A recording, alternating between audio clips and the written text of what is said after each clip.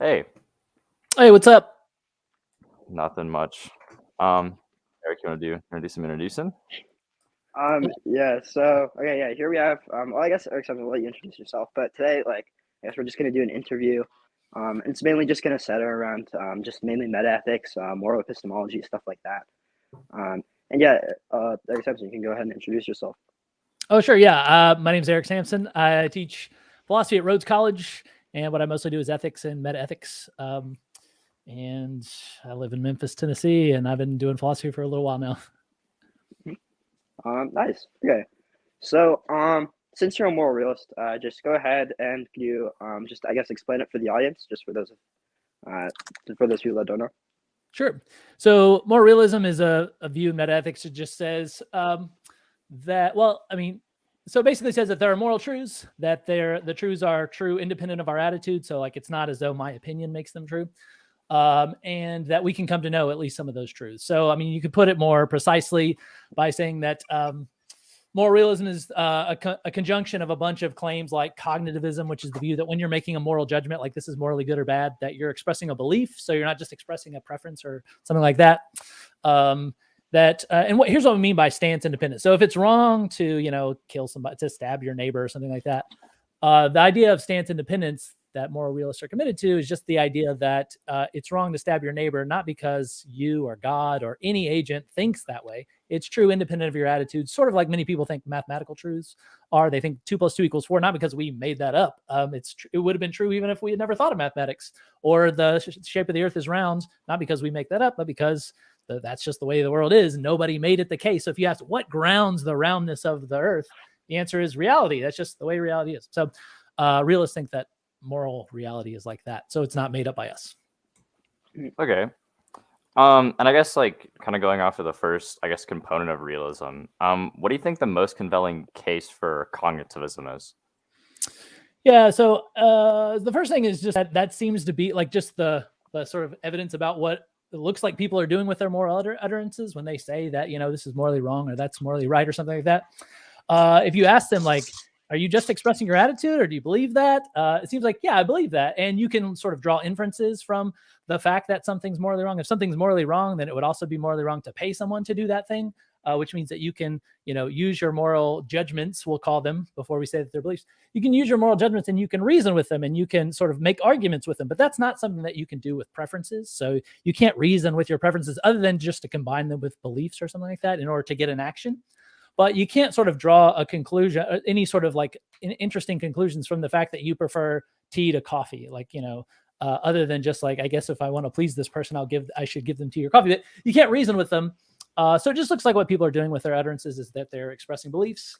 And then also when you hear the motivations for the other views, so non-cognitivism, the view that there's something else other than beliefs, at least my judgment is that they're not especially compelling reasons for thinking that you ought to embrace non-cognitivism. So here's just one, example that a lot of people give. They say, look, it's really striking that every time somebody makes a moral judgment, they're inclined to act in accord with their moral judgment. What would explain that? And so a lot of non-cognitivists want to say, well, we could explain it because if a moral judgment just is a motivational state, something like a desire or a preference, that would explain why they're motivated to act in accordance with their moral judgments. I don't find that especially compelling because I just think, yeah, well, most people desire to do what's morally right or what they believe to be morally right. So they have this sort of background desire. So when they judge that something's morally right, the desire kicks in and that's what gets them to do it. So we can explain that, cognitivists can explain it just as well as non-cognitivists can. So that's just a brief sort of story. I mean, people argue about this endlessly, so there's lots to say, but that's sort of the initial start. Okay. Just off, you want to go next one? Yeah. So you're a moral non-naturalist, correct? Yep, that's right. Okay. Maybe you could explain what non-naturalism is and what naturalism is, and then give your case for non-naturalism over naturalism. Sure. So naturalism about realism says, yeah, there are moral truths independent of our attitudes. But what those moral truths are they just are identical to some naturalistic truths or what you might call descriptive truths. So they're just like, a cup is on the table, or, a standard case of a naturalist, more realistic view is utilitarianism, according to which what you morally ought to do is maximize utility. So what they think is good is pleasure. So pleasure is goodness is identical to pleasure, but pleasure is just this descriptive thing that happens in your head. You're just feeling pleasure. And so they think goodness just is identical to this totally, normal thing that happens in our head. It's, pleasure going on in your head. So they think that the moral truths are identical to the natural truths, and wrongness is just identical to failing to maximize pleasure, and goodness is rightness is identical to maximizing pleasure. So we could figure out, of all your options, which one maximizes the most pleasure, and they say that just is the right action. It's identical to it. Whereas the non-naturalist says, no, I mean, it's not as though goodness is identical to any sort of descriptive property. Goodness is some property that's sort of, you can think about it as sort of sitting on top of the descriptive properties. That is just the ordinary, normal things in the world. And what's the explanation for that? Well, one explanation is because it looks like for any sort of purely descriptive property, you could always ask, okay, I see that that's the descriptive property, but is that good? So I see that action maximizes utility, but it looks like it's unjust. So is that the right thing to do? It looks like for any sort of proposal about what the moral truths are identical to, where that's a descriptive property, it always seems to strain credulity. That is, it doesn't seem plausible as an analysis of what rightness or wrongness is.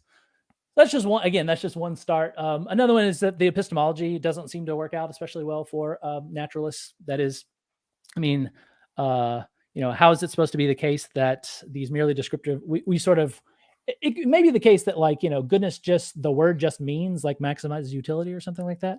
But it doesn't look like the word does mean that, again, for the reasons that I just gave. It looks like you could totally understand English perfectly well. And you could say, yeah, I see that maximizes utility, but is it right or wrong? And you're not making a linguistic mistake or anything like that. So it's not clear,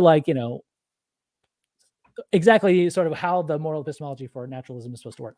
Okay, so then why non-naturalism? Well, just because it looks like naturalism, it doesn't succeed especially well. And we're also committed to the idea that there are rightness and wrongness properties. So if there are rightness and wrongness properties, but they're not natural, then they're going to have to be non-natural. So that's a brief case. Do you have any reason, I guess, to specifically reject teleological ethics or teleological naturalism?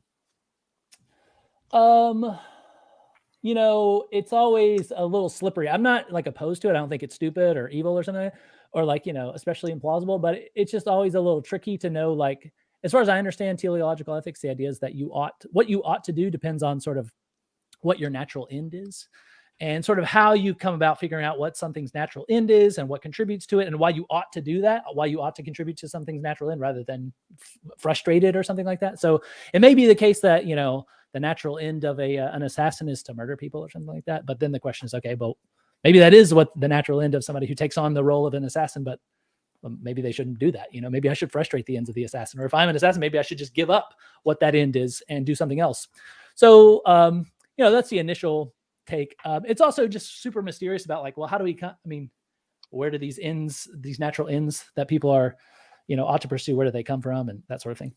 So I guess if we take the non-naturalist view that, I guess, moral properties supervene on natural facts, do you think that you could have maybe a way in which you measure whether moral properties supervene on natural facts from a teleological perspective? Do you think that teleological ethics is strictly a naturalist thing, or do you think you could have a non-naturalist teleological ethical framework? Yeah, I do think you could probably have a non-naturalist teleological framework, I think, where the idea is what the facts about what your end is or what your goal is or what would constitute your flourishing isn't identical to any natural fact. It's some sort of non-natural fact about you. And it may be the case, and I actually think that's sort of Aristotle's view. I mean, a lot of people call Aristotle a naturalist. I think of him as a non-naturalist. We don't have to fight about the word, but I just think basically what Aristotle is doing is saying that there are these facts about what constitutes your good. Where do those facts come from? Well, they're not identical to any particular fact in the world. And yet, nevertheless, we can come to grasp them, presumably by intuitive knowledge or something like that. And so, I think, yeah, you can be a naturalist, and it can go either way. You can be a naturalist. You could be a naturalist teleologist or a non-naturalist teleologist. I think you can go either way. I would be inclined to go the non-naturalist way, obviously. Okay, cool. Eric, you go for it. Oh yeah, do you hold to any or I guess are you committed to any thesis for folk moral language, or do you find it to be indeterminate? Yeah. realists don't sort of worry too much about like what the folk mean. I think, probably people mean lots of different things with their words. I think the prevalent, like the usual way people talk is that they mean to assert mind independent truths about what they think is right or wrong. But I'm happy, if the empirical evidence comes in and actually some people are relativists or some people are non-cognitivists or something like that, fair enough. Basically what I would say is, we could take each of those theses and we could sort of evaluate them on their own merits. So, I mean, even if, most people talk as if they're relativists, we could ask, well, are there stance independent truths about morality too? Maybe you talk as if you're a relativist, but here's what I mean when I make a moral claim. I mean to be talking about stance independent moral truths. Do you understand what I'm talking about when I say that? I think the relativist could say like, oh, I see what you're saying. I don't typically mean that, but I could talk that way if I wanted to. And then we could sort of talk in the same language. So I think like, just as, we can learn other languages. If we all make different moral judgments and we mean different things by them, we could come to learn one another's meaning, and then we could have the same meaning as we talk. And so like, if it turns out that lots of people mean lots of different things, we could still learn one another's language and talk, and then evaluate the claims that we make within each of those sort of languages. There was something else. I don't know. That's the first thought. Yeah, because like I know Lance Bush has this whole thing on like I guess folk moral language, like turning out to make it look to be the case that like most people aren't realists about morality. So I guess would you say it's a valid dialectical move for like me, I guess as a realist to just say that, well, yeah, it could be the case that that's not like a majority of what people mean. But like I think the prima facie plausibility still stands because most people that do understand what I mean and that are in my linguistic circle tend to think that like certain propositions I would make, like I don't know, torturing babies for fun is wrong. They would think that they'd assign like high priors to that. Would that be a valid move for me?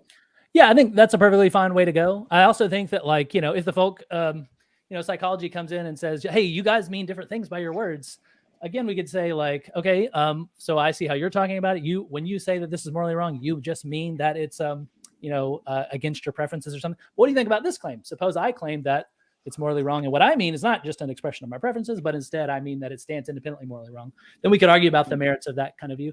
Oh, here's also what I wanted to say. I mean, there are all kinds of things, not just moral terms, where people use them in different ways, and we don't think that the whole discourse is screwed up. So for instance, racism is used in all sorts of different ways. Some people mean that you're racist if you like have some sort of bad attitude, you think of other people as inferior or something like that. But a lot of people say, no, that's not what I mean by racist. America is racist, but it's not because America, the country, has bad attitudes. It's instead like the structures are built in such a way that it just proportionately disadvantages some groups or something like that. Those are two different uses of racism. Does that mean that racism is just the term racism like doesn't refer to anything or is nonsense or is stupid or is confused? No, I mean, it just means that we're using our terms different. Once we get clear about what our terms mean, I can adopt both things and I can evaluate claims of racism in both terms once I sort of get a grip on what people are talking about. Similarly, socialism and capitalism, people mean all sorts of different things by those words. Does that mean there's no such thing as socialism or capitalism? No, it just means people mean different things. Once we get clear about what they mean by those words, then we can argue about the merits of those views.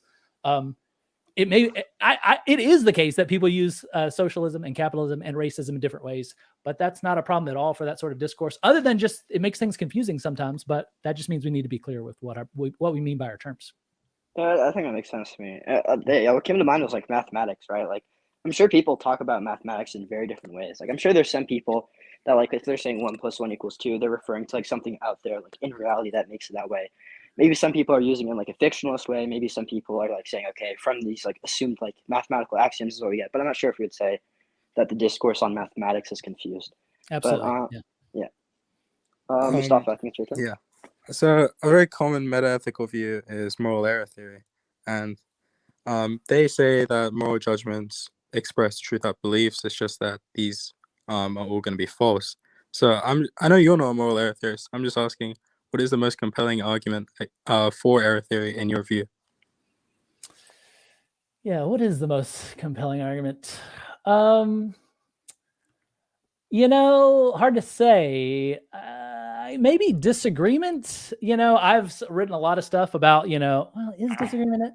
I've written some stuff about disagreement. I think it's because I was troubled by that at one time. I'm less troubled by it now, but I was at one time. And the worry was just something like this. It was maybe a worry about moral skepticism. Not that there are no moral truths, but maybe we don't have access to them, which is just like, and it started with this thought, which is what I wrote my dissertation on, which is look, philosophers have thought about ethics for a really long time, and they've come to try to formulate general moral theories. And when they do, they disagree in all sorts of ways. That's really troubling because it looks like the best placed people to think about these issues can't seem to get a grip on the truth about these issues. And that suggests that maybe there is no truth, or if there is such a truth, we can't come to know it. So that sort of thought, you can generate an argument for error theory from it, which is to say, like, oh, I guess the best explanation for why they can't agree is because there is no fact of the matter. This is, an example I often use is, people used to argue about whether the moon was male or female, and they couldn't come to any agreement about it. And they just argued for years, forever. And the best explanation for why they couldn't agree is because there's no fact of the matter. There just aren't. The moon just doesn't have sex facts. It's not male or female. That's why they couldn't reach agreement about it. You might think the same thing about morality. The reason these philosophers can't come to agreement about morality is because there just is no fact of the matter. Maybe that's the best explanation. I think, as a matter of fact, that thought is mistaken, but that kind of thought has been compelling to me, at least in some moments. Oh, so that's more referring to, like, instead of folk moral disagreement, that's more so on expert moral disagreement. That's right. Yeah. So for the most part, I don't think folk moral disagreement is that compelling, just because there's folk moral disagreement about literally everything. And so, there's folk moral disagreement about, like, scientific truths, not folk moral disagreement. There's folk disagreement about all sorts of scientific truths, and yet there's a truth about it, and we can come to know it, and all that kind of stuff. But it's more troubling when, like, the experts can't figure it out. Yeah, like, someone, I think, could just reply with, like, something in regards to, like, experts in physics, like, are going to disagree on which interpretation is going to be correct, but it's probably not the case that there's no correct interpretation. Like, would that be sufficient? So that's one move to make. I think what the person who thinks disagreement supports the error theory would say is, well, yeah, but that's because we already have good reason to think that there's a truth about physics independent of our mind, but we don't have such good reasons to think about ethics. Ethics is different because, we already have some reasons to doubt. It seems kind of a slippery discipline, or like a slippery little subject area, whereas physics doesn't seem that way at all. But I think what you just said is an excellent first move, which is to say, like, well, that doesn't settle it. The mere fact that the experts disagree, that can't settle it, because the experts disagree about the correct interpretation of quantum mechanics. But surely there's a correct interpretation. Yeah. Okay. Yeah. Eric. It's Liam's turn. Oh yeah, sure. Okay. Yeah. So, what are your thoughts, if any, on the is-ought gap? Yeah. So as I understand the is-ought gap, the idea is, I think of this as a problem for naturalism. So here's why. The is-ought gap is this thought. It doesn't seem like it follows from any merely descriptive claim or descriptive sentence or descriptive state of affairs that some fact about what you ought to do, what you morally ought to do or ought to do in any sense follows. So it may be the case that this person is suffering horrendously. So what? A person is suffering horrendously. That doesn't entail anything about what you morally ought to do. That's a merely descriptive fact. And so the question is, how are you going to get from merely descriptive facts to facts about what you ought to do? It doesn't look like you can bridge that gap. This I think of as a problem for naturalism, because what naturalists say is the moral facts are identical to those merely descriptive facts. And so the problem for the naturalist is, okay, tell us a story about how you can derive a conclusion about what you ought to do from facts merely about what is the case. This person is suffering horrendously. This person is drowning. This person is very poor. Nothing follows about what you morally ought to do from that. But it looks like that's all the naturalist has to go with. So non-naturalists like me say, yeah, that is a problem for naturalism. And I should have said that earlier. I just haven't thought about naturalism in a really long time. We say, yeah, that is a problem. You can't derive a conclusion about what you ought to do from merely descriptive facts. So the moral facts must not be identical to merely descriptive facts. They must be intrinsically normative. That is, by their own nature, facts about what you ought to do. But that means they can't be merely descriptive facts. Okay. And I guess that kind of segues into the I guess that kind of segues into the next question. Here, I'm going to talk about the normative one. So, do you hold to any specific theory of normative ethics? I don't, but I have a view about what the normative theories in ethics are doing. So, if you went to high school, I'm sure you did. Maybe, are you guys in high school? Is that? I am. Yeah, I'm going to senior year. Yeah. Junior year. Okay, yeah. So when you go to high school, they make you take classes in science, and they probably told you about like the atom and all that stuff, and they showed you like this model of the atom, and like, oh, in the middle there's like the neutrons and the protons, and on the outside there's like this little ball, the electron. As a matter of fact, that's like false. It's not exactly, that's not at all what an atom is like. It's a model. Now, does that mean that your high school physics teacher is evil and was lying to you? No, they were using a simplification to try to teach you something, to try to help you get a grip on something. And similarly, there's a model of like the Earth, and it has like the mantle and the core and the crust and all this stuff. Those are not to scale, and it's not that uniform across. But they're not lying to you. Your geology professor or teacher isn't lying to you. Those are models. They're simplifications to try to help you get a grip on this intellectual thing. I think of moral theories like that.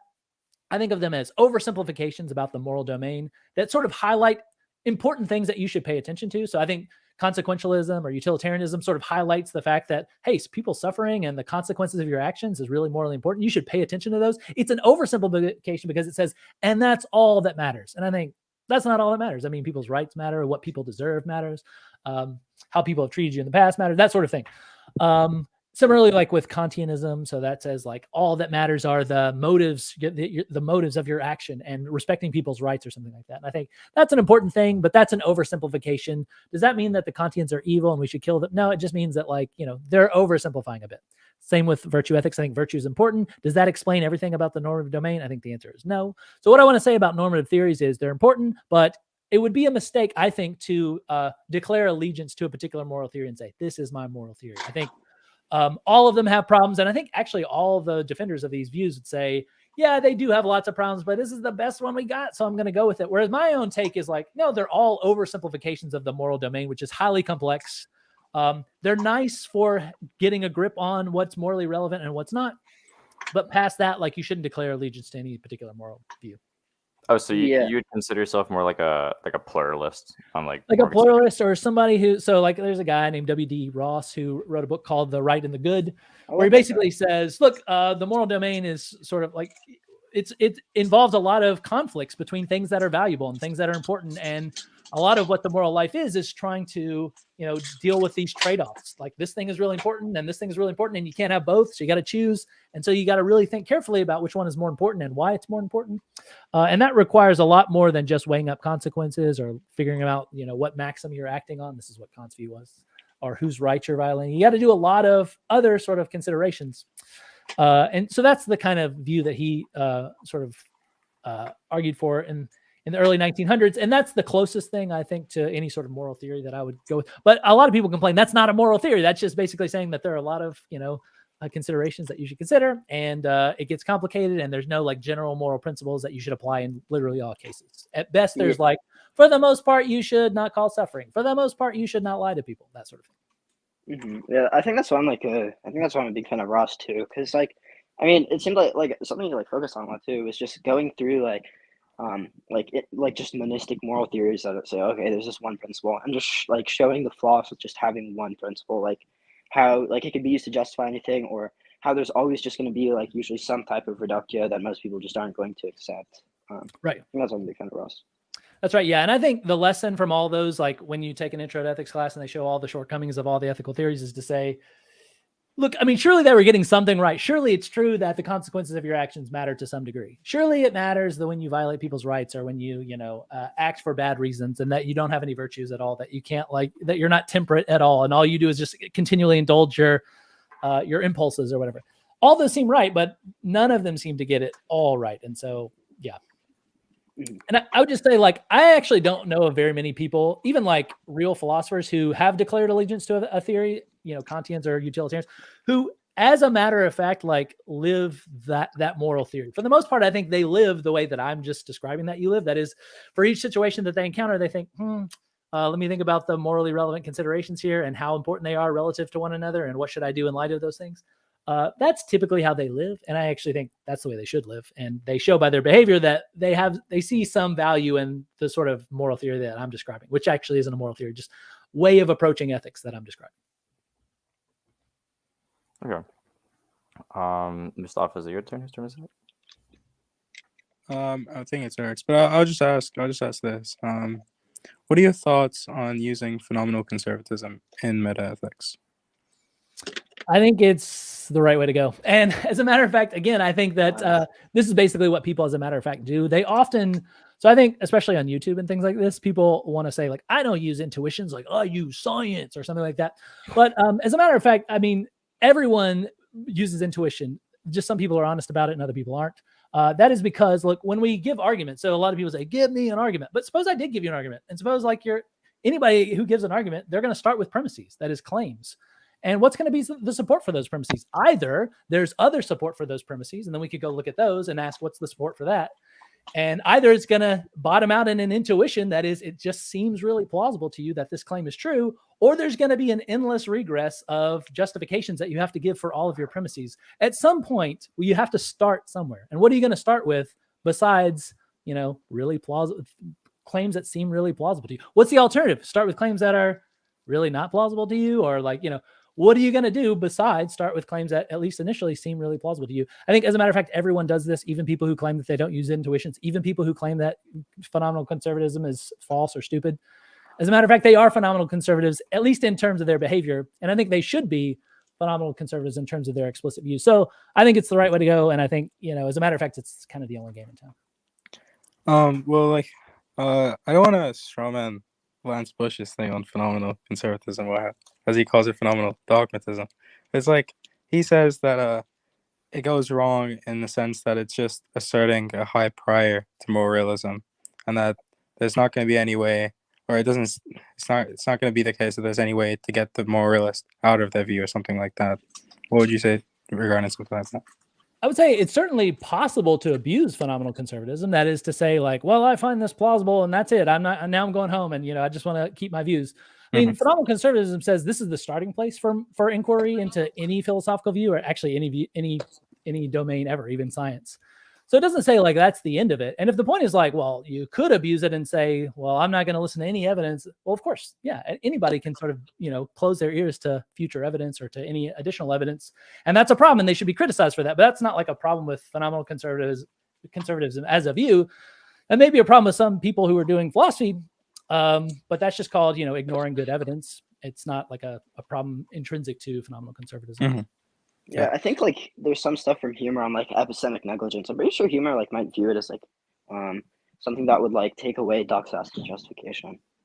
Yeah, that's right. Yeah, so that's what a defeater is, and defeaters can defeat any sort of prima facie justification that the appearances or your intellectual seemings sort of confer on your judgments. I mean, just because you have an intuition that something is true doesn't mean it's guaranteed to be true. Nobody who endorses phenomenal conservatism or moral intuitions in general think that they're infallible or that they end all discussion or anything like that. They're just really important. So my own view is that, as I say, even anti-realists use phenomenal conservatism and they use intuitions. And my criticism of them is just that when they do that, when they offer arguments against realism, they often appeal to claims that are themselves not very plausible at all intuitively to try to overturn really plausible moral views. For instance, I think it's super duper plausible as anything I know, that you shouldn't burn people alive for the reading light it provides.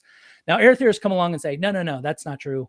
It's not morally wrong. Okay, what's the argument that it's wrong? Oh, well, the argument from queerness. And so what's the argument from queerness? Well, it says that if there are moral truths, they'd be very weird. They would be super weird in such a way that you shouldn't believe in them. And then I say, well, what's the justification for the view that they're super duper weird? And Jonas Olson says this himself, and he's not shy about it. Well, it's metaphysical bedrock. That is, he just thinks you just got to see it. You just got to see that it's weird. So here, I mean, it's explicit that the intuition that you're supposed to have that, moral truths would be weird sort of overturns it is so powerful that it should overturn your judgment that it's wrong to burn people alive for the reading light it provides. I want to say, no, it's much clearer to me that I shouldn't burn people alive than that moral truths are weird. And so the mistake air theorists are making is putting more credence or putting more, stock in these less clear intuitions. We're all using intuition. Let's be clear about that. I just say that the intuitions that I put my trust in are more reliable than the ones that everybody else puts their trust in. And I would want to say the same for all the air theoretic arguments. It's not just the argument from queerness. They all depend on these really abstract philosophical claims to try to overturn these like really clear intuitions that we have that I think are super powerful. Yeah. I think that like, what was I going to say? I think it seems to me like when a lot of people are like, what's the word for it? When a lot of people are just like making moral statements, like or when like error theorists, for example, are just saying that like a moral statement is false, and like they give like some sort of argument. Like, yeah, I feel like if the argument from queerness has anything like to it beyond parsimony, right, and beyond like explanatory redundancy, it seems like it would just be an intuition. It would just be like, well, these facts are unlike any other facts. So just intuitively, it just seems to me like the existence of such facts would just be implausible. Yep, that's right. That's basically, yeah. Yeah. I guess on that like train of thought, in regard to like even the like I guess like error theorists or anti-realists using phenomenal conservatism. Suppose you're talking to somebody who you believe like genuinely just has like an intuition that moral facts are queer. Like they genuinely cannot like comprehend how it's intuitive that something's objectively morally wrong. Like, how do you address the conversation from there? Like, where do you go? Yeah, it's going to be tough. I mean, for the most part, when I try to convince somebody that, moral realism is true, I'll begin with just I'm not asking you, do you find realism intuitive? That's not what I ask. I ask for particular moral judgments. Do you think it's intuitive that it's wrong in some sense? We're going to figure out in what sense in a second, but do you think it's wrong to burn people alive for the reading light that it provides? And I think most people think, yeah, that would be wrong. And then we want to investigate, okay, so if it would be wrong in some sense, so that's where I start. I don't ask like, do you think moral truths are intuitive? Now, if you're asking me, what if somebody says, no, I don't find that intuitive at all, that it's wrong to burn people alive for the reading light pride, then I think, there's not going to be any convincing this person. Okay. And does that make me sort of doubt my judgments? The answer is no, I don't. So, I mean, this is just an implication of realism about any domain. If you're a realist about a domain, then you think the truths are truths independent of your mind, which means that somebody's mind could be completely untethered from that truth. So I think that there are things external to our bodies, but you could imagine someone who just has no senses at all. They can't see, they can't hear, they can't smell, they can't talk, can't do any of that stuff. They're not going to know about that stuff. And they're not going to, if you could somehow communicate with them, maybe they even be incredulous. They would say, you're just making up stuff or something like that. You can't help this person, and you're never going to be able to convince them that there are things, that there are spaceships and that there are rocks and things like that. But that doesn't show that there aren't such things just because you can't convince this person. It just means that they lack the senses to be in contact with this piece of reality. And I would say the same thing about morality. I mean, just as there can be blind people, there can be deaf people, there can be people who are morally blind. That is, they don't have whatever faculties you need in order to come in contact with the moral truths. And that's a sort of metaphorical way of saying to recognize the moral truths. I don't think that you're like actually coming in contact with, to recognize the moral truths. Just as, there are people who are severely cognitively disabled who can't, sort of think about and come in contact with mathematical truths or logical truths. They will just never be able to understand certain mathematical truths or logical truths. That just means that they lack this faculty to grasp those truths, but that doesn't mean that mathematics is junk. And it doesn't convince me that mathematics is junk. And I would say the same thing about somebody who genuinely doesn't have the intuition that's wrong to burn people alive. I would just say, then you're morally blind, and that's a bummer for you. Okay, and I guess that kind of segues into the next area of conversation. Like, so if I engage with somebody, I've had this happen to me many times. Maybe we'll begin the like meta ethics conversation, and we'll talk about like categorical reasons. And they'll say like, typically when I think of a reason, I think of a goal. Or there's instrumentalists. What do you think the biggest issue is with instrumentalism in regard to reasons?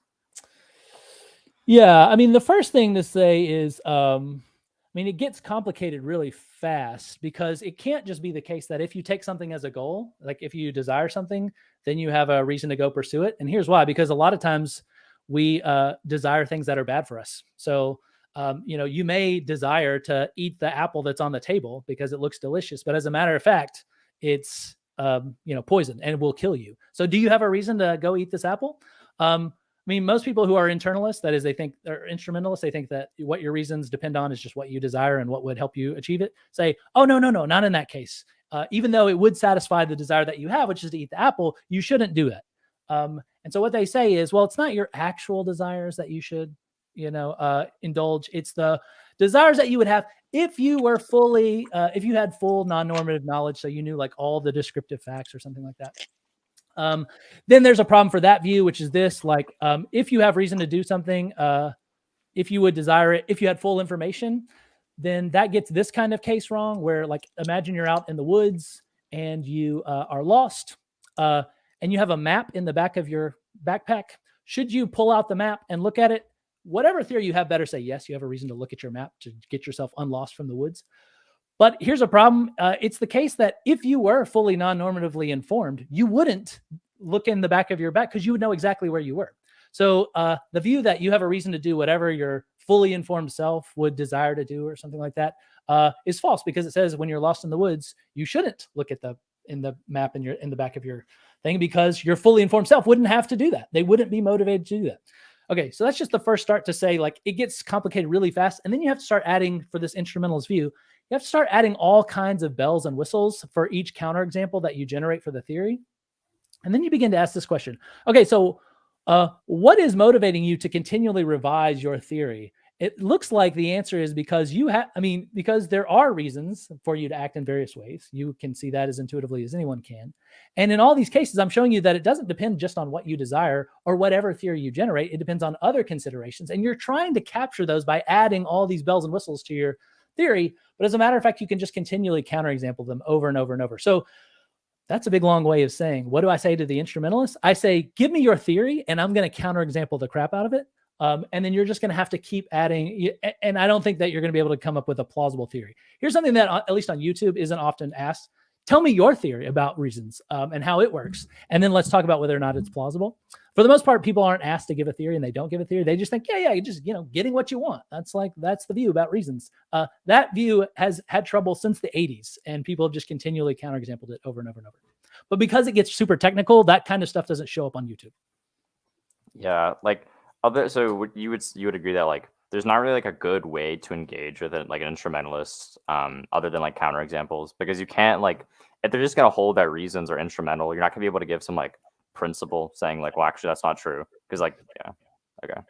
I mean, another thing to say is, look, I mean, is that some people seem to think that what it means to be a reason, like it's built into the meaning of a reason. Yeah.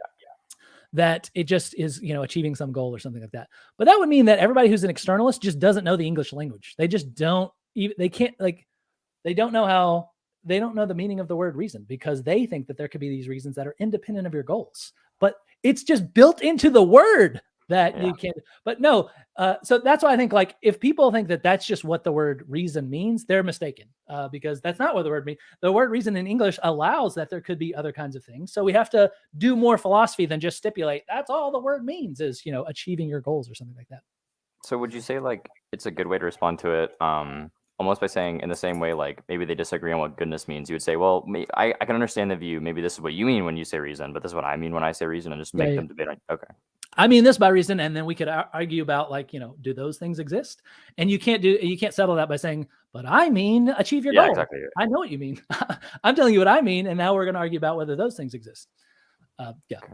Yeah, because when it's sort of being equivocation, if I'm like, oh yeah, I just take a reason to just view, like, I guess maybe I'm talking about like moral theories, and I'm like, oh yeah, I just take a reason to be some like favoring relation, and it could be stance independent or like stance independent. Like, and they're like, oh, well, that can exist because, like, I think a reason is just some desire you have. Like, yeah, wouldn't that just be an equivocation too? Yeah, that's right. It's just sort of like insisting on your definition of reason and there are no other definitions, and saying that you win the philosophical dispute just by, like by definition or something like that. But of course, this debate has been going on at least since the 80s. I mean, I think it's been going on since Plato, and it's not as though like the whole debate just depends on what words mean. I mean, no, it depends on what the world is like. So we have to argue about that rather than just like what the word means. Okay. Yeah. Moving away from ethics for a second, I'm just curious as to what your views are on political philosophy. Would you more align yourself with a capitalist, socialist, essentially? Oh, well, when it comes to political economy issues, I mean, I'm pretty pro-market. And yeah, I mean, I don't have like systematic views, like am I a libertarian or like a conservative or a socialist or something? Just as in normative ethics, I think like there's a lot of considerations here, and like I don't think any of them captures them perfectly. I mean, I certainly have learned a ton from. I mean, I teach political philosophy. I've learned a lot from all of them, but for the most part, I do find I find myself aligning with libertarians a lot. Conservatives every once in a while. I mean, I'm not opposed. Like I'm not an anarchist. So like Michael Huemer, who I'm sure you know well, is an anarchist, and he thinks no state can be justified. I'm a little unsure about whether or not that's true. I certainly, I read The Problem of Political Authority, thought it was awesome. Am open to the suggestion that no state can be justified, but you know, it's hard to go all the way to anarchism. But again, I don't have like super systematic views about these things. But I do think that a lot of popular leftist sort of takes, at least on economics, depend on ignorance about economics. I mean, I hate to say it like that because it's a sort of caricature of people on the right, like basic economics, bro. But I actually think like, no, that's correct. Actually, if you go to economics departments, you find basically no socialists there. And there's a reason for that. It's the people who study this stuff and look at it the most carefully realize that that's not a good way to organize an economy. And, what the socialists have to say is, oh, but they've been brainwashed by bourgeois economics, and what they mean. But it's like, okay, basically you're like no better than the conspiracy theorists who you reject and think are totally stupid. Like when some scientific discipline says that your views are false, you just dismiss the whole scientific discipline. That's what your problem with creationists and, all kinds of so-called conspiracy theorists. But you do that about economics. When the people who study this topic reject your views, you just say that there's a big conspiracy against your views in the academy. Like, all right, well, fair enough. If you want to go with that. Mm-hmm. Also, you did mention humor, and maybe you'd agree with him on vegetarianism, maybe somewhere there. Yeah, I agree a lot with humor on the vegetarianism stuff. So, for instance, I do agree that factory farming is morally bad because of the sort of treatment that it gives to animals. But I don't think that translates into an argument that you shouldn't buy it. So I endorse what's often called the inefficacy argument for eating meat, which basically just says that no individual by their own behavior can buy withholding from eating meat on any occasion. Change the facts about how many animals are caged and tortured and treated terribly.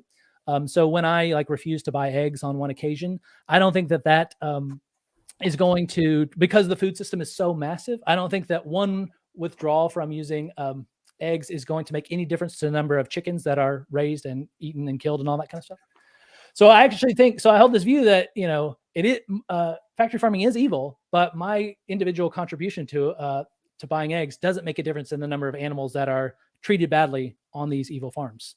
And if you think how could that be the case? How could you not make a difference? Well, this is the case with voting. So the voting system is a huge system. Your contribution is a tiny piece of it. And as a matter of fact, your vote will almost never make a difference to the outcome of the election. Your vote, individual vote, will almost never change the outcome of an election. So this is just supposed to be another example in which your tiny contribution to a massive system could make no difference at all. It does that all the time in voting. And I want to suggest that it does the same thing in the factory farming case. Your individual contribution of buying meat or eggs or whatever makes no contribution to the number of animals that are treated terribly. If it turns out that I'm wrong, then you should probably be a vegan. So, sorry, I just, with regards to the causal and efficacy argument, there's also what would your view be to the, what's it called, expected impact argument that's raised? Yeah, good. That is the correct way to go from there, is to say, oh, well, it's true that on any given occasion, you probably won't make a difference. But for each time that you choose, there's a chance that you'll make a difference. And if you do, you'll make a huge difference. Yeah. I mean, for the most part, both sides of both the meat eaters and the vegans are sort of just kind of shooting from the hip about what the probabilities here are. So typically what I do is when I buy meat, I buy just tiny little amounts so that, because I agree, if you bought a huge amount, if I just bought out the whole place of hamburgers, then of course that is going to make a difference. So what I try to do is make, a little tiny contribution. So buy little amounts at a time. And the other thing to say is if that sort of mode of reasoning worked, then it would suggest far more than that you shouldn't be a vegan. It would suggest, for instance, that you shouldn't pay your taxes, that you shouldn't, contribute to tuition dollars to your college, because your college is probably going to use those to do evil things. The government's going to use your money to do evil things. It would mean that you probably shouldn't hire non-vegan babysitters. So I have a kid. Sometimes we hire a babysitter. If the idea is, when you buy meat, you give it to, you contribute to something that eventually money will eventually find its way into the hands of factory farmers who will do evil things with it. Well, when I hire a non-vegan babysitter, I give her money and I know she's going to spend it on food and she's going to give it to factory, and that eventually is going to find its way to factory farmers. So then am I morally required not to hire a non-vegan babysitter? Am I morally required only to interact with other vegans because I know that for each dollar that I give them, it won't find its way to factory farmers, but if I interact economically with vegans, then it will or with non-vegans, then it will find its way to factory farmers. I think the idea that, if you know that your money will eventually find its way into the hands of evil people, you shouldn't engage in that activity. I think that overgeneralizes, and it's going to show that you should basically do nothing economically because your money will always find its way. And you know this, your money will always find its way to evil people. Mm-hmm. Yeah, Liam. So I guess going back to like political philosophy and specifically like anarchism, would you say you more align with Ayn Rand's political philosophy than like I guess Humer's? I don't know enough about Rand. Unfortunately, she is not well received in philosophy. I don't know if that's for good reason or not, because I haven't read a lot of her stuff, so I won't pronounce on that. So I can't say. Yeah, her like idea, or like her ideal political system is just a voluntarily funded state, I guess. Like no taxation and just like no regulations. Yeah, I mean, I'm certainly sympathetic to that. I mean, the truth is, about a lot of this stuff, I'm super agnostic. That is to say, I'm super sympathetic to the idea that like, look, you shouldn't go around like, putting a gun to people's face and say, give me your money. I'm going to do great stuff with it. I'm going to give it to the poor. I think, that's not justified. And so I like the humor argument, and I'm sort of like on board with it.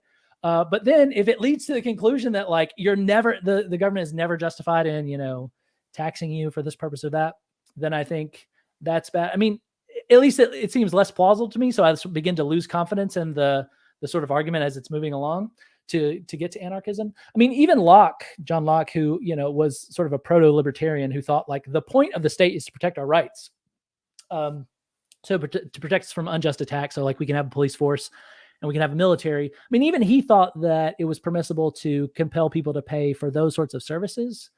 And I sort of think like, yeah, it does seem like it's permissible in that case. It's a hard case because I agree that like, going to someone's house and putting a gun in their face and say, I'm going to protect your house from unjust attack, so you have to pay me. That seems bad. But so all that to say, I'm super confused about political philosophy. But I mean, it's true that I'm generally anti-left about things. Eric. Okay, it's my turn. Let me think. You can ask the question about trichotomy. Oh yeah, what are your thoughts on like Lance Fisher's whole trichotomy, which is like realism is either trivial, incomprehensible, or false. Trivial being like naturalism, false just being like views like divine command theory, and incomprehensible just being like non-naturalist realism. What are your thoughts on that? Trivial, incomprehensible, or false? That was the idea? Yeah. Yeah, I mean, certainly false is a possibility, but I don't think that's false, and I'd want to hear more about why, I should think that it's false. Incomprehensible, I just think, almost no one thinks that in philosophy. That is, they totally understand what, or at least claim to understand what realists are saying. Now, it could be that they're just mistaken about that they seem to understand and they report understanding, but as a matter of fact, they don't. But with respect to the whole, like, what realists are saying is literally nonsense, I guess I find that super implausible that these people who do this for a living, who think about this stuff for a living, who write articles about these things, not only are saying false things, but are not even asserting propositions at all. What I would want to say is, for the person who has that hypothesis and they're in the extreme minority, I would ask them this: why do you think that it's more likely that they literally don't know what they're talking about than that you're mistaken about what their view says or about what it takes to understand something? I guess I think it's more probable that you're mistaken than that they're mistaken, especially when you find yourself in the overwhelming minority about this. I'm not saying that you have to like, take a poll and see that's how you find out who's right about metaethics. But I am saying if most of the metaethics at least claim to know what realists are saying, that's good evidence that they're not saying something incomprehensible, that they're not speaking nonsense. It may be that what they're saying is false, but it's not incomprehensible. So that's what I would say about the incomprehensible thing. I think it's much more plausible that people who claim it's incomprehensible and are in the overwhelming minority are mistaken themselves rather than that everybody else is mistaken. Yeah. Well, just because like Lance views it as like, I guess, like three different disjuncts. So like theories like divine command theory, he would say they're just false because God doesn't exist. Theories like naturalism are just trivial because it's just going to say something like, oh, there's facts about what would maximize well-being. But yeah, I think that responds to it. Yeah. So I guess then he thinks that non-naturalism is incomprehensible. Is that the idea? Yeah, that's what I would say to the incomprehensible thing. I mean, I guess I am sympathetic to the idea that naturalism is sort of trivial in the sense that like it will tell you what our words mean. Like if the word good is as naturalists often say, is sort of regulated by these certain facts in the world, like cluster properties is what they often call it. Fair enough, that's what our word good means, but that doesn't tell me anything about what I should do. And then, yeah, I think divine command theory is probably false, but not, I mean, my own view is that God exists, but it's not, but I think divine command theory is false, but it's not because he doesn't exist. It's because of, further facts about, what it would take for something to be normative. And I think just merely God commanding this or that isn't enough to make it the case that you ought to do that thing. Mm-hmm. So like you hold to sort of like, do you hold to like the Euphythrid dilemma, something like that? Yeah, so I would take the horn of the dilemma that says that there's a truth independent of God's reactions about what's right or wrong. Mm-hmm. So when God makes commands about like don't steal, don't cheat, don't kill, and all that kind of stuff, he's accurately reporting what the moral truths are to people that he commands in this way or that. Mm-hmm. Okay. So I guess like with the most recent overturning of Roe v. Wade, do you have like, I guess, any ethical position on abortion? I mean, either like, I guess you could either answer like, do you think it should be a right, or do you think it's moral to do? Oh no, don't make me talk about it. So I do have views about this. No, and I'm happy to talk about them off YouTube. No, that's fine. And I'm happy to talk about them later. But yes, I do have views. But I also have professional incentives, which means that like people will flip out if they hear what I have to say about this, either on the right or left. I mean, I haven't really, but yeah, I have views, and I don't want to say them. Should I talk about it as we're recording? Yeah, we can actually end the stream and keep you like on the StreamYard if you're down to talk about it after. But it's a good question, and I'm glad you're asking it. Like, I think you should ask people that question. And I wish I could answer it. I want to be able to, but I'm just not in a position professionally where like I won't get murdered. So that's odd. Is there any more like, I guess there's any more like questions to ask before we end the stream? I'm trying to think of maybe a dilemma. I guess like back on veganism, if like suppose there's like this movement, right? And it was gaining like massive social traction, and like for some reason we could make the inference or the premise that for each like person gaining or like joining the movement, it like significantly increased the probability of everyone else turning vegan. Would you then say that you have like a moral reason to become a vegan? Yeah, if you could show me that my contribution actually does make a difference, then yes, I think you should. And by the way, when I say that my contribution doesn't make a difference, that doesn't mean that no one has an obligation to do anything about factory farming. I think if you are a factory farmer, you should stop, because you do make a causal difference. And I think, for instance, if you're like Taylor Swift or Joe Biden or somebody, like you have enormous influence. So actually, you do make a causal difference in the number of animals. So like if Taylor Swift got on Instagram right now and was like, "Guys, I'm going vegan, and here's why you should go vegan," like so many people would hear that.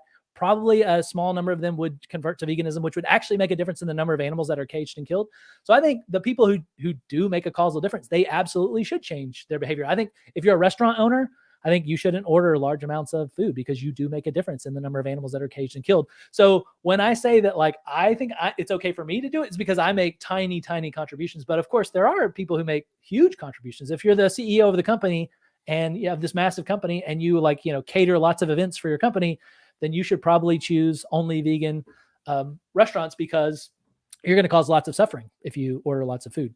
So again, that's just the make a causal difference. I should say also, just one more, this view about what you should do about veganism is a more general view about what you should do in any case in which your contribution makes no difference, like voting or contributing to climate change. Or some people think like, the standards for women's beauty are too oppressive, like making them, they have to shave all their body hair and wear makeup and all that stuff and wear uncomfortable clothes and uncomfortable shoes. So some people think like, what you should do is stand up against them. You should not shave your arms, and you should, wear, men's clothes or whatever, stand up against these sort of harmful ideals. I think, and other feminists have said this, you're not going to change the ideals just by your individual like contribution, by like refusing to live up to them. And so, like, I don't think you have a moral obligation to do that. I don't think you're doing something morally wrong if you, shave your body hair or wear a dress, even if the standards for women are oppressive. So that's just to say, like, there's tons of issues in our life in which there is this collective action problem, but we can't by our own behavior make a difference. And I think in those cases, if you don't make a difference, you're not obligated to take on a cost to yourself to make no difference at all. But if you can make a difference, you should. Okay. And then I'm assuming that maybe the reason you think veganism, like, or not veganism, that like killing animals is morally wrong is because they have like some form of sentience or consciousness, right? Yeah. So for the most part, it's because they suffer enormously on factory farms. It's mostly about factory farming. So like, I think people 10,000 years ago who needed to kill an animal in order to live, they should kill animals. And it's not because that's like the only way they can live. But for you and I, the reason we shouldn't do that if we can make a difference is because we could live perfectly fine without eating animal meat. So we can eat vegetables all day and survive perfectly fine. In fact, we'd probably be healthier than we actually are now as meat eaters. So I think there's two things that contribute to why there's a good case for veganism, though it doesn't ultimately succeed. One, we don't need meat in order to survive and live good lives. And two, on factory farms, animals are treated horrendously bad. And, if the treatment that they had was like awesome, then I wouldn't be against eating meat. Like if they lived long lives of like tons of, pleasure and all that kind of stuff. And then at the end of their life, we killed them and ate them. I'd be like, fine, there's no problem here at all. It's just the gratuitous suffering that we impose on them for the mere purpose of like enjoying a little bit of extra taste in our food. Okay. You guys have any more questions? Yeah. What are your thoughts on the name the trade argument for veganism? If you're familiar with it. Name the trade? Is that what it's called? Yeah, it's just saying, okay, like I don't we know have that a human. Yeah, it's just saying like, okay, we have a human, we have a cow. It's just a question, non-vegan. Okay, so like, why can we kill the cow but not the human, right? And the idea is that like it'll either lead to a contradiction or absurdity. So for example, let's say someone says, oh, the reason we can't kill this human is because they're rational, right? And we can kill the cow because it's not rational, for example, right? They would like give a reductio that's something like, oh, well, what if there's like a severely disabled human? Is it fine to kill them or something like that? Yeah, something like that. Yeah, that's a great. Yeah, I think of that as I've heard that one called the argument for marginal cases, which is basically like pick any animal that you think it's okay to eat. There's probably a human being who has roughly that intelligence, either an infant or a severely cognitively disabled person. So do you think it's okay to eat that person? Or if you think it's okay to eat the cow or whatever animal, then you should also think it's okay to eat the human being who has that similar intelligence. So what do you say to that, Eric? I say that if you could make a difference, so I only say that you can buy it. I don't say that it's okay to kill them. I don't say it's okay to be a factory farmer. So if I make absolutely no difference when I buy the meat, then I think it's okay to do that. That commits me to this really unpleasant thought, which is this. If there were factory farmed infants, say, and people are eating them for whatever reason, suppose infants are just delicious. Human infants are delicious. And people are factory farming them. And if I go to the store and I buy a factory farmed infant, it won't make any causal difference in the number of infants that are killed on factory farms. I'm committed to the idea that it wouldn't be wrong for me to eat those things, to eat this factory farmed infant, or at least it looks like that. What do I say to that? I guess I just sort of have to bite the bullet and say, yeah, if I'm actually not making a difference in the number of infants that are killed, then it's permissible for me to eat it. There also may be this other thing that like, well, look, other people are going to see you doing this and they're going to think that you're a total disaster. And that may enter into the calculation as well, in which case I shouldn't buy the infant. But suppose nobody ever knows about it, then I am committed, you might think implausibly, to the idea that it would be permissible to buy a factory farmed infant and eat it, as long as it makes no causal contribution to the number of infants that are killed. So that was all to say, I think the marginal cases arguments are correct, that if it's not okay to eat a cow of this intelligence, if it's okay to eat a cow of this intelligence, then it's okay to eat a human of that intelligence. Typically they say, but it's not okay to eat a human of that intelligence. But I often think what's in the background there is the idea that in order to eat a human, in the case that you'd have to go kill them. But of course, when I eat factory farm meat, I don't go kill the animal. Somebody else kills them, and I don't contribute to the killing of animals. So I think in the one-on-one case, like you are going to have to kill one of those animals or one of those people. And I think you shouldn't do that, but I'm not doing that when I eat factory farm meat. Do you have yeah. So I'd say, it's something like marginal cases, because a lot of the times it does end up in marginal cases. I think it can include, this is just a side note, it could include some like non-marginal cases. So for example, let's say the trade is just being human, right? Well, that would include all humans, including severely disabled humans. But then there's like really, really bad reductios to that, right? So you can say, okay, for example, let's say we took like your parents' consciousness or something and like put them into pigs. Would it be fine to like slaughter them? Like it could be like something like that. That's right. You can't have to do with species. Like that just can't be it. Yeah. For the reasons that you say, like, yeah. And of course, like, yeah, there's like the super intelligent dog that's like doing all kinds of awesome physics. Like you can't just say, well, it's a dog, so I get to kill it, or a chicken or whatever we typically eat. Yeah, if there's a chicken doing physics, you can't kill it because it would be morally bad because it has all these really morally interesting properties. Yeah. So I have a question in terms of like using intuition as a way to like maybe guide yourself through a moral dilemma. It seems maybe when I talk to like I guess like older people, trying to discern between a moral intuition and maybe just a psychological disgust of something. So let's say like gay marriage, right? I don't really know if it seems to these people as if like gay marriage is wrong or if they're just like disgusted by it. Do you think there's like a good like method or strategy in terms of helping someone discern between a psychological disgust and like a moral intuition? Yeah, good. So it's going to require some reflection. So for the most part, I mean, here's just some indicators. I don't have like a test, like a foolproof test or anything like that. But here's just some indicators when you're thinking about moral cases and you want to know if it's an intuition. You just sort of like, for the most part, when I'm considering like these moral cases and having intuitions about them, I don't get like upset or like, have any sort of emotions at all, because they're not really happening. Like when I imagine burning someone for the reading light it provides and asking myself if it's morally wrong, I'm definitely not like mad about that. No one is getting hurt. I'm just imagining a case in my head. So like, so some people say like, oh, well, it's just your anger response that is like influencing you to think that it's wrong. But no, I'm not mad at all. Like nothing's happening. So when people consider gay marriage, it may be the case that some are just disgusted because, and how would you know? Well, because like you begin to like, have emotions or things like that. So that's one indicator. Like, are you feeling things as you're considering these cases? When you're considering hypothetical cases, you pretty much never should get mad. I mean, I can imagine like heinous crimes in my head. That doesn't make me mad or like, even that disgusted because they're not really happening. So that's one thing to say. I don't know if there's much more. I mean, so one thing it maybe is just mere disgust reactions. Another thing is it may be the case that people don't see anything intrinsically wrong with gay marriage or gay sex or something like that, but they're following like a religious text. Like they think that it's condemned in the Bible and they think, well, I got to obey what God says. So, he tells me it's wrong. He probably knows better than I do. He's God. So I guess it's wrong. I suspect that's part of it as well. But yeah, I mean, you just gotta, another thing to do is what we've done here, which is like, just consider lots of different cases and see, well, so some people say like gay marriage is bad. And then you ask them, well, why is it bad? Or why is it bad to have gay sex? And if they say, a thing a lot of people say is like, oh, well, it leads to birth defects. And then you could say, well, suppose that we're guaranteed that it's not going to lead to birth defects. So they're wearing like tons of condoms. They're both, sterile and so on, that kind of thing. Oh, sorry. We're talking about gay sex. I was thinking about, sorry. I was thinking about incest for a second, because that's another one. Take incest. Yeah. A lot of people sort of, get upset about incest. And then a thing you can do is say like, to try to isolate, is this a disgust reaction or is this an intuition? Is like, well, why is it wrong? So ask them what explains why it's wrong. In the burning people alive case, I can explain why it's wrong. Well, because it causes enormous suffering to that person. And the benefit that I get is like tiny. It's reading light. I could just like turn a light on. That would actually be much better. So I can explain to you why it's wrong to burn someone alive just for the reading light it provides. You ask somebody, well, what's wrong about incest? And they may be sort of dumbfounded about it. I don't think that's a foolproof explanation, but that suggests that it's a mere disgust response rather than any sort of like, moral truth they're getting a grip on.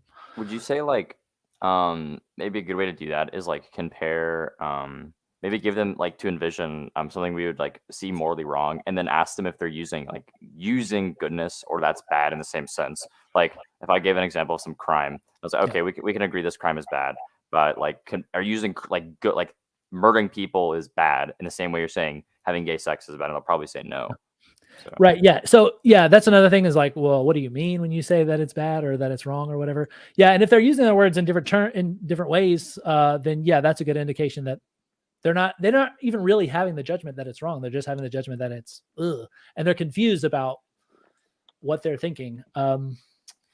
Yeah.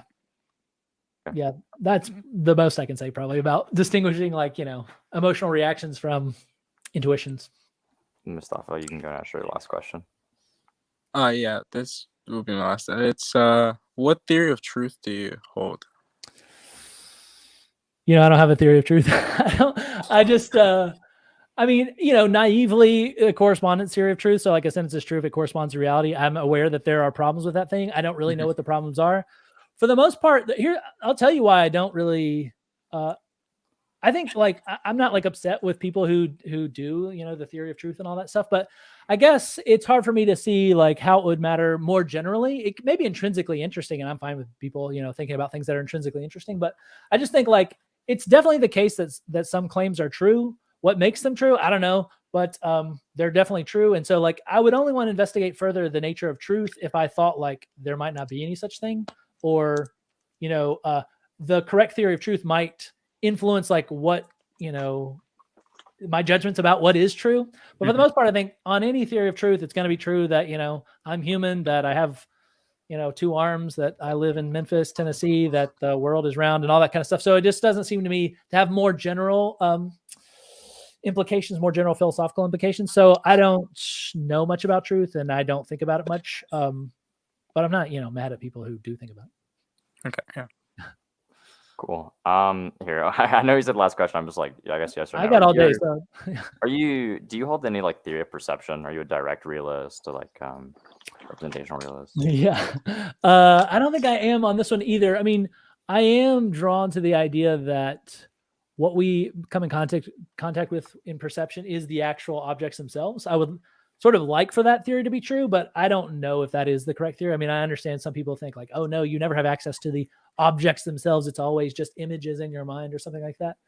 The reason I'm sort of disinclined to accept that kind of view is because it looks like it's going to lead to skepticism to some degree, because like all you have access to is the impressions on your mind. And like, why would you think that those are like accurately representing and I'm already committed to the view that like perception is definitely reliable. Like, so whatever theory of perception you come out with, it better tell me that like when I see a car coming at me, like there really is a car or something that's going to kill me.